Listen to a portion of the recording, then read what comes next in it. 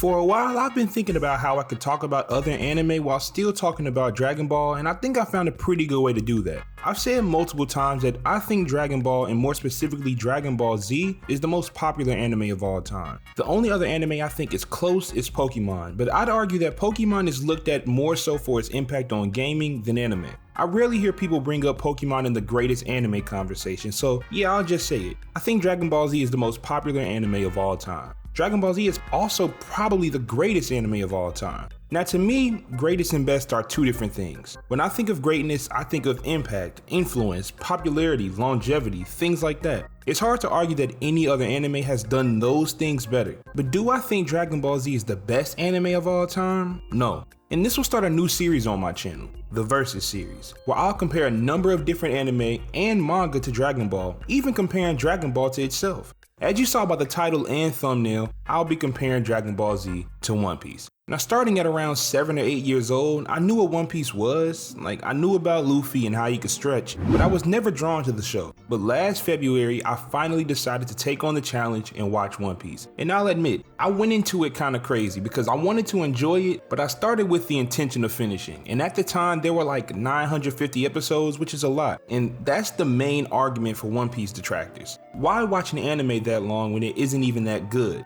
Well, let me tell you, it is that good. What I'm getting ready to say is a big statement, but I stand behind it fully, and I'll debate it in the comment section.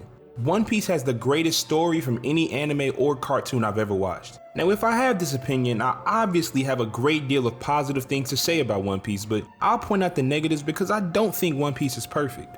Before I go more in depth, I just want to say I won't be talking about anything that happens in Wano or after. Not only is it what I believe to be the best arc of One Piece, but it is also an arc that a lot of people are just now getting to. But everything from Whole Cake and earlier is fair game in this video. So one thing I hate hearing about One Piece is that it's too many episodes. If you like something, don't you want a lot of episodes? One Piece's story continues to develop, gets loads of new characters and new abilities, but I've heard people say that it shouldn't even be 500 episodes, which is crazy. But while saying that, I have to admit, there are parts of One Piece that have some of the absolute worst pacing of any show I've ever watched. Arcs like Thriller Bark, Fishman Island, Punk Hazard, and most notably, Dressrosa could have all been half to maybe 70% as long as they actually are. I attribute some of that to it being an old anime because shows like Dragon Ball Z, the first part of Naruto, Yu Yu Hakusho, they all dragged at multiple points. I think the major advantage newer anime have over older anime is the pacing, but with that comes one downfall.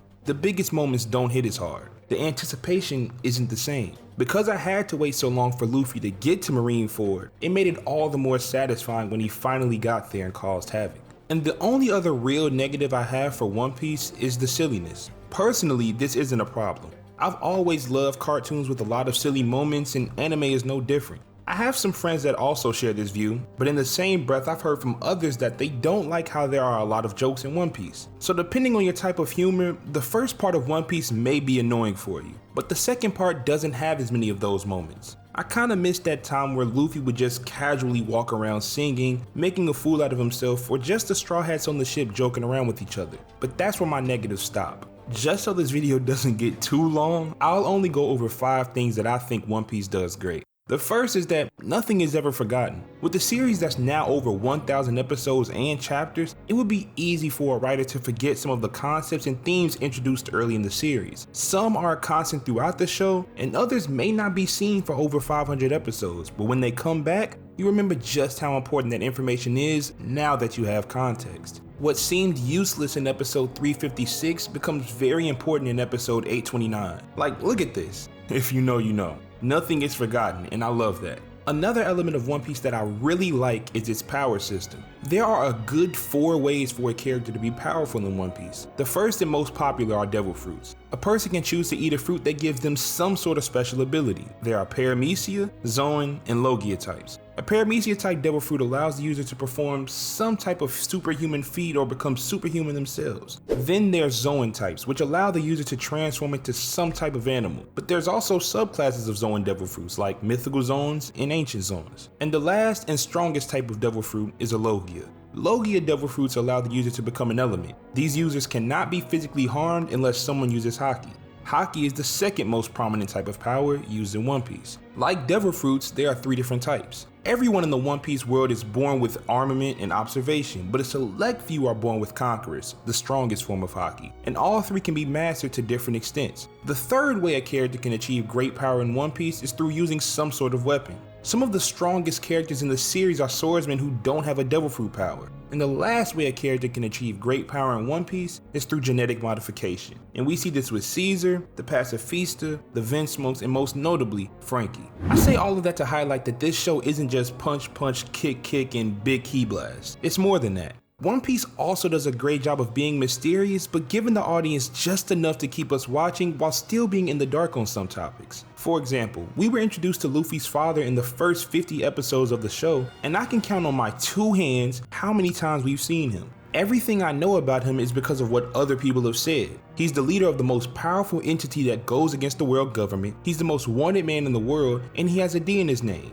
We really don't know if he has a devil fruit, we don't know what kind of haki user he is. Shoot, there are some theories that question if he's Luffy's biological father. Speaking of Luffy's father, where's his mom? In over 1,000 episodes, we've gotten no real information on her, but I still want to know her identity just as much as I did 1,000 episodes ago. Another example, let's see. What about the fact that no one knows the true history of the world? Or why Blackbeard can have 2 devil fruits? What is the will of D? It's so many questions that have been raised, I feel like I'd be doing myself a disservice to not watch until the end and have my questions answered.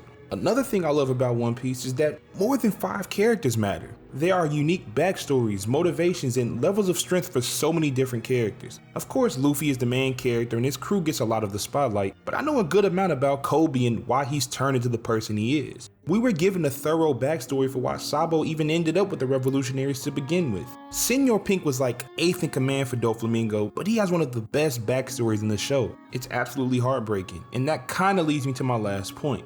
One Piece gets an A+ in the emotions department. In my last video, I said that I don't think you can truly be invested in a show until you have some sort of emotional reaction to it. It doesn't take One Piece too long to get to that point, and I can genuinely say that there are some hard-hitting emotional moments throughout the entire series. I've never boo-hoo cried in any film, cartoon, book, nothing. But I won't lie, a tear or two may have dropped at this one point in the series. But after saying all this, how does One Piece stack up to Dragon Ball Z? I'll be blunt, I don't think it's close. I think the only thing Dragon Ball Z does better is hand-to-hand combat scenes, and I guess pacing. But One Piece characters don't rely on martial arts, so I don't weigh that as heavily as I would with other shows. I'm of the belief that if One Piece would have had better representation in the Western Hemisphere, then it would be much bigger. It might not be as big as Dragon Ball, but I definitely think it would have exceeded Naruto in terms of popularity. Dragon Ball had the luxury of having fantastic video games and dubs in the 2000s when the series ended in 1996. One Piece has had subpar dubs and subpar games while the series was ongoing. If One Piece had as good of a video game run as Dragon Ball Z along with a successful English dub, I don't even think people would question which is the better of these two. If you enjoyed this video, please hit that subscribe button and let me know in the comments what you think about One Piece. If this is your first time on the channel, click that subscribe button and hit the notification bell so you know when I upload more videos like this. But until then, this is BigTune and thanks for watching. I love a good one.